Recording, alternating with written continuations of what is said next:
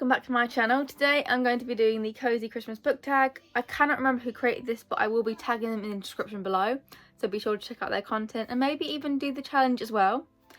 As always, I have the prompts right next to me. I am very excited to start this. December is usually the month where I'm in just a really good mood because I just love the build up to Christmas. But anyway, let's get on to the prompts. The first prompt is, what is the most beautiful book you own? This would have to be Demons in Roses by Becca Westrup. It is the special edition, the Butterfly Book Club special edition, and it is stunning. Look at the sprayed edges and the back. It is such a gorgeous book, and it is an incredible book too. I absolutely loved it when I read it. So good. I definitely recommend you getting it because, oh my god, is it incredible. The next prompt is, will you pay more to get the prettiest edition of a book? Maybe, it depends. Obviously I have the Butterfly Book Club romance box, so I get those kind of editions anyway. But if I really like a book, then I might get it in like a special edition maybe. It kind of depends how much I like the book and if it's like an author.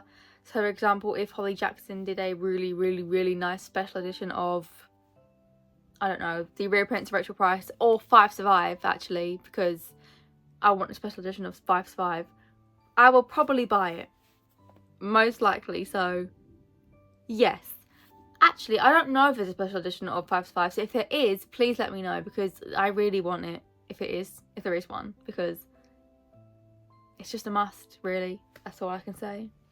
The next prompt is, make a Christmas book stack, colour or theme. I decided to go with white, and I did all of Karen M. McManus's books. So there is One of Us is Next, One of Us is Lying, The Cousins, Two Can Keep a Secret, Nothing More to Tell, You'll Be the Death of Me, One of Us is Back, and Such Charming Liars. The bottom two are in hardbacks because I didn't want to wait forever for the paperbacks. But that is my stack. I absolutely love this collection. Like, oh my god, look at it. It kind of bugs me that not all the penguins have orange backgrounds, but whatever.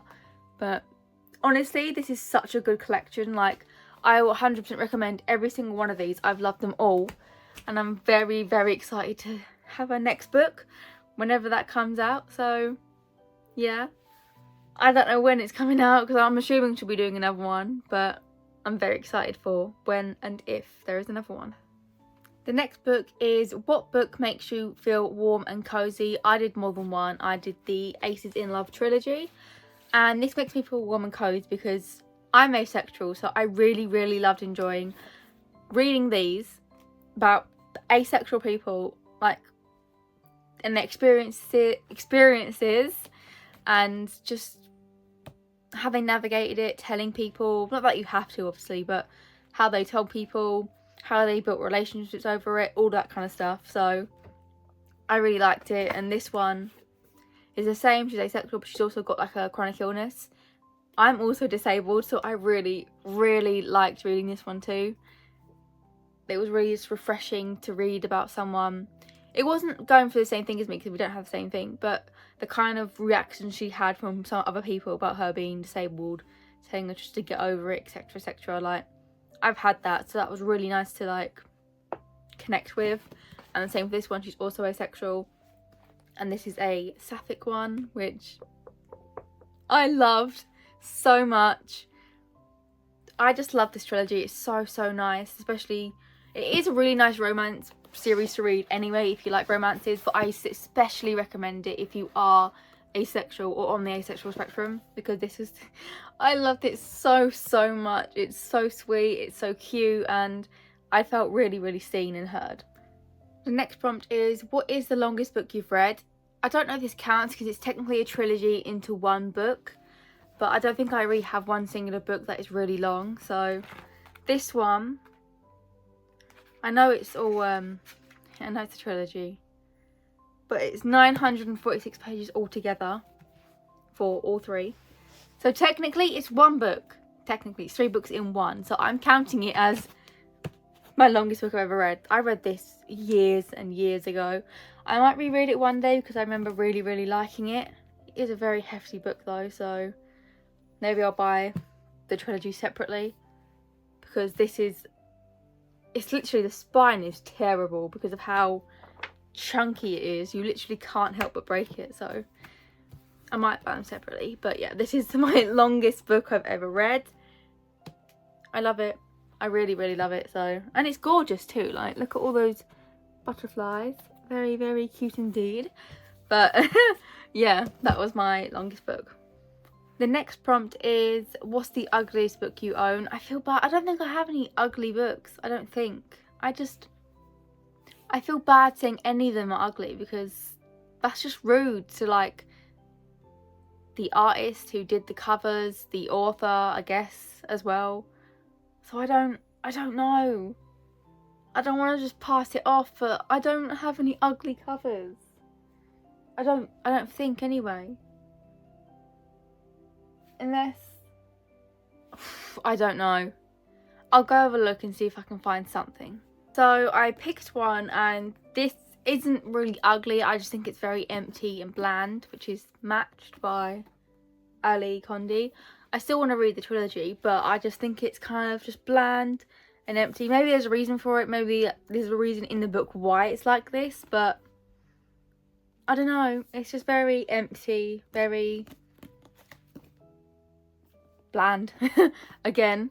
But yeah, I didn't really want to pick a book for ugly ones, but you know, I wouldn't say it's ugly. It's just very small, minimal, basically.